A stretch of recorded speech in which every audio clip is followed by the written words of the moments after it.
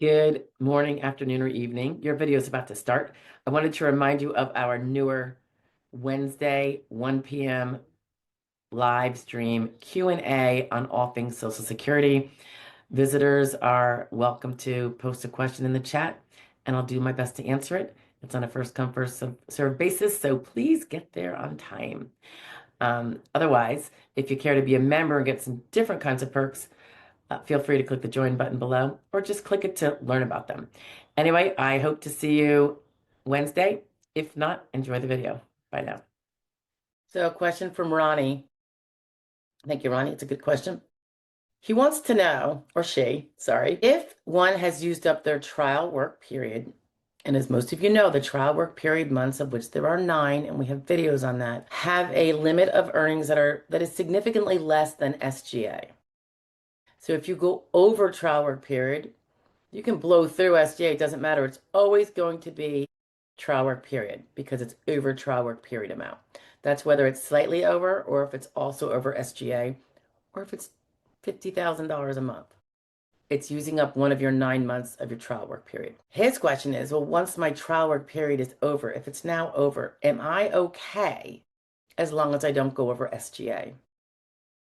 And that's an interesting question because the easy answer, but you have to think about the whole big picture, is yes, you are okay. You're not going over SGA. But the caveat is so long as you remain disabled under the definition that you prevailed on, that you are unable to work full-time at any job that exists in substantial numbers in the economy. So you're under SGA. Does that prove that you are still disabled? It does not. That's what CDRs are for, just to establish that one is still disabled. Being under SGA protects you from losing your disability, whether you're disabled or not, because you're able to earn SGA as you've just proven it by doing so. So at least when you don't go over SGA, your trial work period is over, you will not be triggering that basis for a cessation of going over SGA. And I would add, just as a little reminder, if you go over SGA just here and there, very possible you wouldn't lose Social Security, assuming you still have very robust treatment for your disabilities, and in your back pocket, in your back window, you can always show that, no, I'm still in a wheelchair, or, I'm still as bad off as I was, whatever the situation was when I prevailed. And that was like a one-off over SGA here and there. It's when you start getting them a little bit more regularly or multiple months in a row that, they might start looking at you. And certainly if any bout of it goes over, hits 6 months, I should say, not go over, hits 6 months, that is de facto SGA on a sustained basis.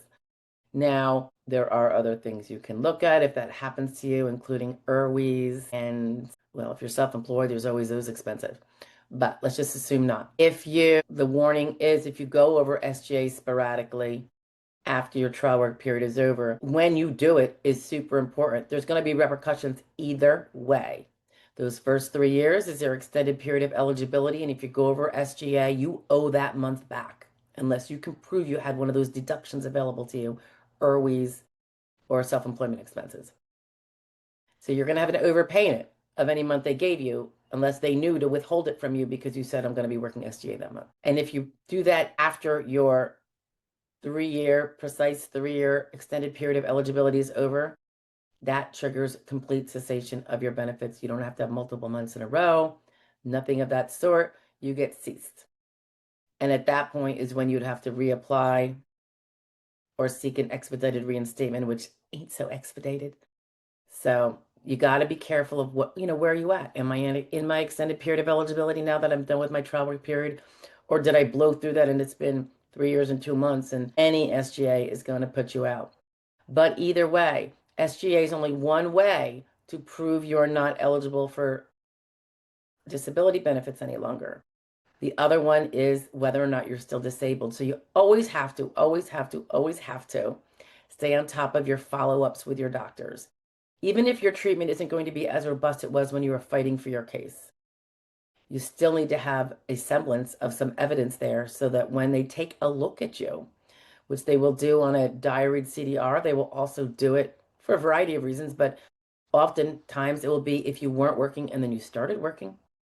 That's a sign that something has changed. Doesn't mean you're not disabled, and you're probably going to be just fine.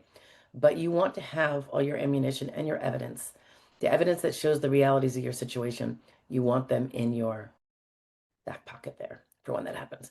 Okay, Ronnie, I hope that helped you. I did diverse a little bit to go into some other areas that, people might be curious on, because the answer to your question was relatively quick and it might spur more questions. But I hope that was helpful, guys. I will talk to you later. Bye. Hey, so if the subject matter of the video you just listened to is of interest and you want more on it, stay tuned. Here's another one about the same topic, but a little bit different. Bye now.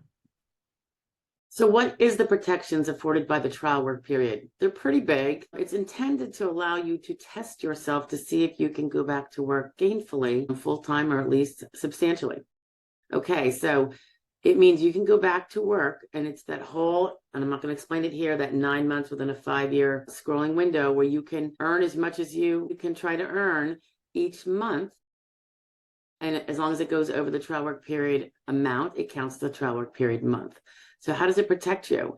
They can't look at the work you're doing, the services you're providing, to then find that you are able, because it is just a trial work period.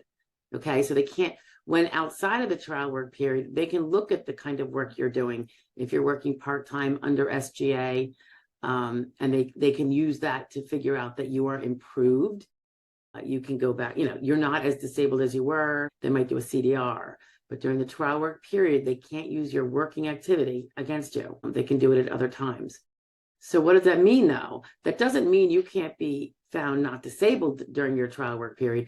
It's just not going to be because of your work, basically. So if there's other medical evidence or things coming back down the pike, evidence that maybe they surveilled you, and I don't think that's very common, but I'm just putting it out there in terms of an example. If there's other reasons why you are not found to be, continuing in your disability, then you can be canceled in terms of losing your disability, having it terminated, a disability cessation. But the point being that the work you're doing is protected. That activity is not going to be able to get you terminated, ceased, if you will. Okay, so it's a wonderful protection for going back to work. It protects you significantly for those months. But again, you still have to be disabled. As I always say, continue with your medical follow-up on all the various body problems that you had when you applied. And if you're pending a claim right now, it's not going to matter because you're probably already doing that, hopefully. Okay, so trial work period. It protects your work activity from being considered evidence of what you can do on a substantial basis, which would then feasibly get you a cessation on your disability at other times. So once your trial work period is over, your work activity can be used in that way. So hope that helps. Bye.